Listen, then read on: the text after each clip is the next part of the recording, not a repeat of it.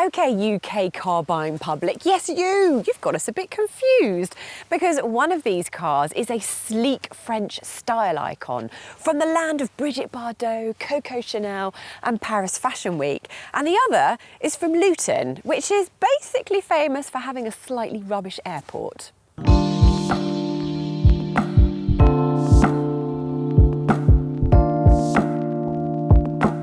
Yet one of the two cars you see here was the third best-selling in the UK in 2023, while the other didn't even make the top 10. The weirdest thing is, it's not this pretty Peugeot 208 that's the big seller, but this Vauxhall Corsa, which to our eyes looks rather more humdrum than the funky Peugeot.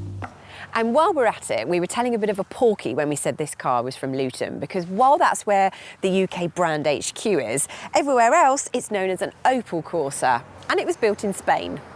And we haven't reached the summit of Mount Weird yet, because these two cars are from brands that are both owned by the giant Stellantis conglomerate, and as a result they are effectively the same car.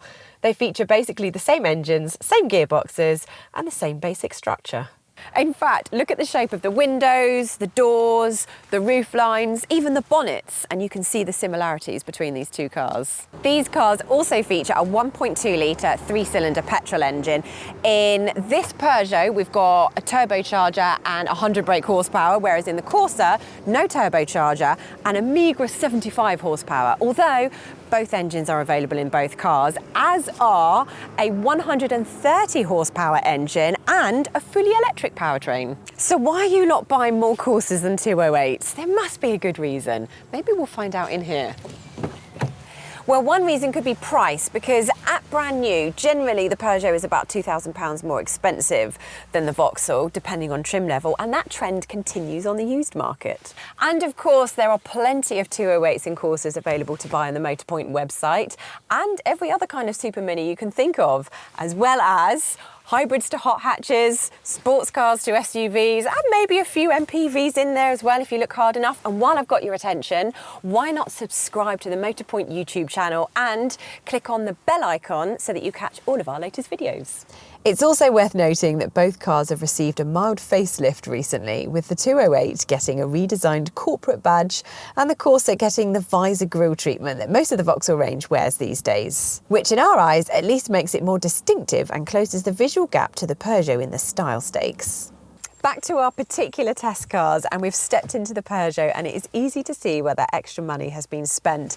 We've got a smart looking dashboard here with classy looking shortcut buttons and a slick touchscreen. And then there's the steering wheel, which looks and feels great. True, you have the slightly controversial setup where you look over the wheel rather than through it at the instruments, but there's enough adjustment in the steering wheel and driving position that it shouldn't be an issue for the vast majority of drivers. It also feels like a surprisingly high-end product in here, with expensive feeling materials and a good quality fit and finish. But it's not all positive. Although this touchscreen looks cool, it's actually not very logically laid out and it's a bit sluggish.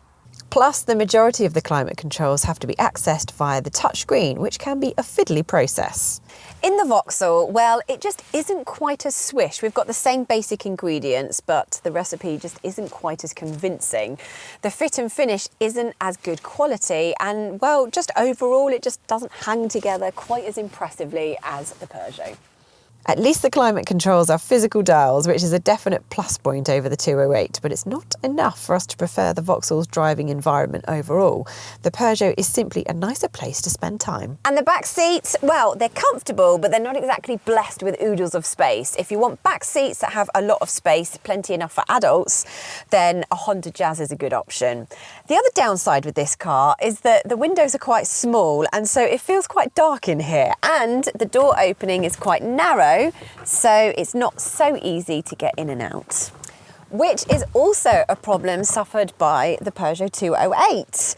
Same platform, remember? In fact, I don't know why I've got into the back of this car, because it is eerily similar to the Corsa, although there are these scoops taken out the front seat, so that does provide a little more legroom for rear seat passengers. Let's look at the boots now, shall we? Well, as you can see, both are pretty much identical with a reasonably wide and well-shaped opening. And can you guess which has the bigger boot? And it's not even a trick question. The Peugeot edges it. It has 311 litres to this Corsa's 309 litres. So they are both similarly sized. Their boots are bigger than a Ford Fiesta and smaller than a Volkswagen Polo.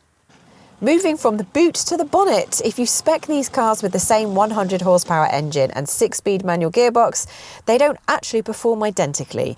The Vauxhall is slightly faster to 60 miles per hour at 9.3 seconds versus 9.9 and tops out at 121 miles per hour versus 117. Weirdly though, in like-for-like official fuel economy figures, the Peugeot just about edges out the Vauxhall, delivering 56.7 miles per gallon.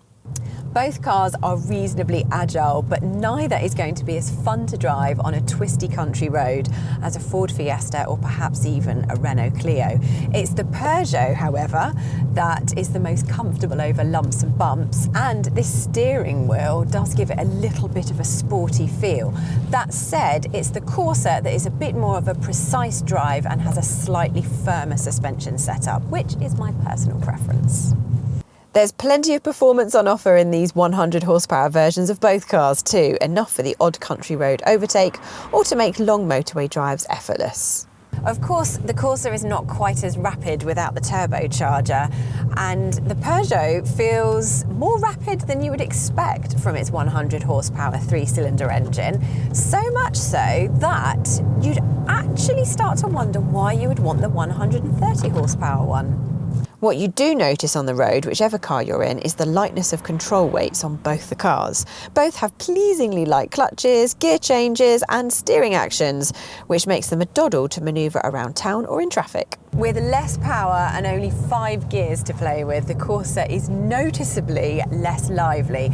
That said, despite taking 13.2 seconds to get to 60, it's surprisingly perky. Once you're there, it can definitely keep up with the fast-flowing motorway traffic. The only thing is, I probably wouldn't recommend any very ambitious overtaking manoeuvres.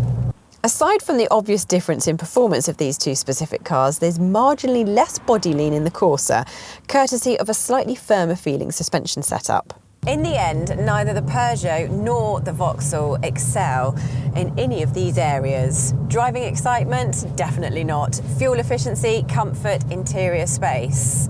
And where the Corsa falls short in terms of quality and design, the Peugeot excels. So, which one to go for? It's a tough call, that one. The Peugeot is arguably a better car. It's a bit more premium feeling inside.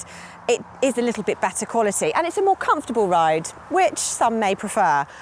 I quite like the firmer suspension setup in the Corsa. So Matt, you can take the Peugeot. Britain, you've got it right. I'm taking the Corsa.